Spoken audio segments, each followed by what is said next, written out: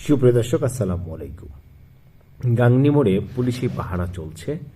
আপনারা জানেন যে আজকের গত রাত্রে নমিনেশন বিএনপি দেওয়ার পরে দুইটি গ্রুপ, মিল্টন এবং সম্ভবত যে মনোনয়ন পেয়েছেন আমজাদ হোসেন, তার এই দুই গ্রুপের মধ্যে ধাওয়া পাল্টা ধাওয়া এবং মনোনয়ন বঞ্চিত মিল্টন গ্রুপ সকালে আক্রমণ করে আমজাদ হোসেনের অফিসে। পরবর্তীতে আমজাদ হোসেনের গ্রুপটি এসে মিল্টনের অফিস ভাঙচুর করে। এখানে প্রায় 20 থেকে 25টি বাইক ভাঙচুর করা হয়, একটি অফিসের আসবাবপত্র পুড়িয়ে দেওয়া হয়।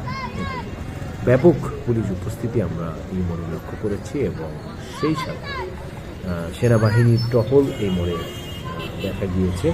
পরিবেশ পরিস্থিতি নিয়ন্ত্রণ করার জন্য সেনাবাহিনী দুই পাশে অবস্থান করছেন। পুলিশের গাড়ি আমরা দেখেছি, যদিও পুলিশ বর্তমানে ভিডিও করতে নিষেধ করেছিলেন, এই জন্য দূর থেকে ভিডিওগুলো করা।